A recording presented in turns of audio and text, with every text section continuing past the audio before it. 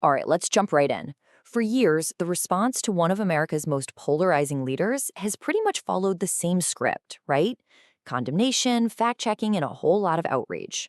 But what if that script just doesn't work? Today, we're going to look at a totally different approach, one that comes from a deep psychological analysis. It argues that the key isn't to condemn, but to actually understand. And this, right here, is the core problem that the source material points to. I mean, think about it. All the editorials, the impeachments, even the felony convictions, they didn't fundamentally change the political reality. The argument is that just shouting, "this is wrong," has been, well, a failed strategy. And that's what brings us to the whole point of this explainer. What if, instead of just reacting to the latest event, we tried to map the psychological operating system that's driving all the behavior? The goal isn't to excuse it, it's to predict it. To really get why this predictive approach is even on the table, we first have to look at the evidence. Why, according to this analysis, did all the old methods just fall flat? Okay, this is probably the single most important idea to lock in. This analysis we're diving into, it isn't about feeling sympathy, it's about being practical. Think of it like a meteorologist explaining a hurricane. They don't have to be pro-hurricane to map its path and predict exactly where it's going to make landfall. In the same way, understanding this psychology is presented as a tool, a way to prepare for what's next. And this slide, wow, it really lays out the argument in stark terms. We are talking about over 30,000 documented falsehoods, 2 impeachments, 34 felony convictions, nearly $500 million in civil penalties, and an assault on the U.S. Capitol. And yet, the source argues, despite all of that, the basic political dynamic just didn't budge. The point is that all these things were reactions to the symptoms, but they never got to the underlying psychological cause. So let's go there. Let's talk about that cause. According to this psychological model, the story doesn't begin in some boardroom or on a debate stage. No, it starts in a huge 23-room house in Queens, with a series of wounds that shaped everything. Now, these aren't just random biographical details. The source flags these as critical psychological events.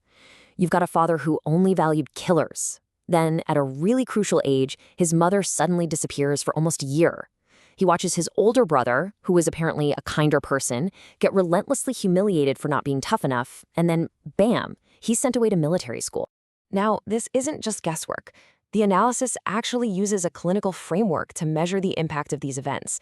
It's called the ACEs study, and it's this landmark piece of research that shows a direct, measurable link between the number of traumas a kid goes through and their health, both physical and mental, as an adult. So, based on his documented history, the source estimates his ACE score at a 6. Now, to put that in perspective for you, a score of 4 or more is already considered high risk.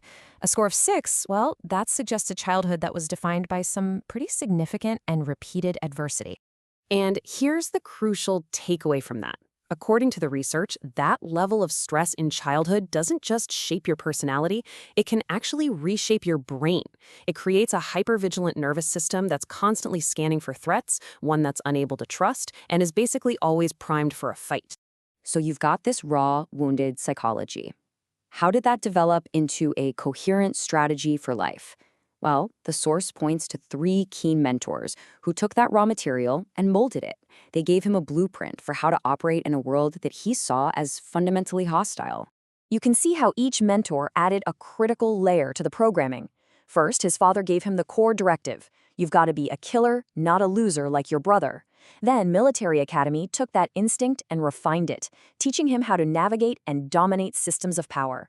And finally, you have Roy Cohn, who taught him the ultimate lesson: never ever apologize, always attack. And if the facts are against you, just invent new facts. And look, this isn't some deep interpretation. This is a direct quote from one of his own books. It's the philosophy that came out of all that training, and it's stated right out in the open as a core principle. The lessons were learned, and they were fully integrated. So you combine the childhood wounds with those 3 layers of education, and this is what you get: a psychological blueprint.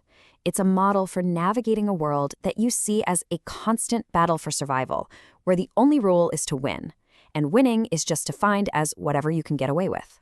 Okay, and this is where we get to the really predictive part, because once you have the blueprint, you can start to see how it executes as a consistent, almost computer-like program. The behavior isn't random, it's actually algorithmic. The source keeps coming back to this metaphor of an operating system, and it's a good one. Once you understand the underlying code, the wounds, the defenses, the learned tactics, you can start to predict how that program is going to run in almost any situation you throw it. And check this out, because this sequence is shockingly predictable. The source argues that whenever his self-image is threatened, this three-stage algorithm kicks in almost without fail. Just think of any public criticism he's faced. The response always follows the pattern. Stage 1, a flat denial. Stage 2, deflect the blame, usually onto the media or a political enemy. And Stage 3, a vicious counterattack on whoever dared to criticize, reframing the whole thing so he comes out looking like the winner. Denial, deflection, attack. That's the playbook. And this operating system is made up of a few core subroutines. You've got the dominance imperative. Every interaction is a contest to be won. There are no equals, just people to dominate and enemies. There's the vengeance algorithm. No slight is ever forgotten, and it must be punished. The loyalty trap. He demands absolute loyalty but offers none in return. And all of it is in service of protecting what the source calls the fictional self, that grandiose character of the ultimate winner, the one he first created on television, who then ran for president and actually won. And this quote, this just perfectly captures the core of that fictional self. This one line from the 2016 convention reveals the entire psychology. Not we, but I. Not together, but alone. It is the ultimate expression of a grandiose self that simply cannot admit weakness or the need for anyone else. So with this whole psychological model laid out, what does the source predict will be the ultimate takeaway from this period in history? And just to bring it all home, the point was never simply to label or to judge. The real value of understanding this operating system is its predictive power. When you know the code, you have a pretty good idea of what the program is going to do next. And this is the source's powerful, almost tragic conclusion. The patterns, they were there all along. The wounds, the mentors, the predictable algorithm. It was all visible. It presents this story where one person's trauma scaled up to have these massive national and even global consequences. In the end, this analysis doesn't really offer a simple solution.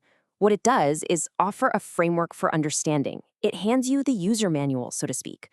So the final provocative question it leaves us all with is this. Now that we can see the pattern, what do we do with that knowledge?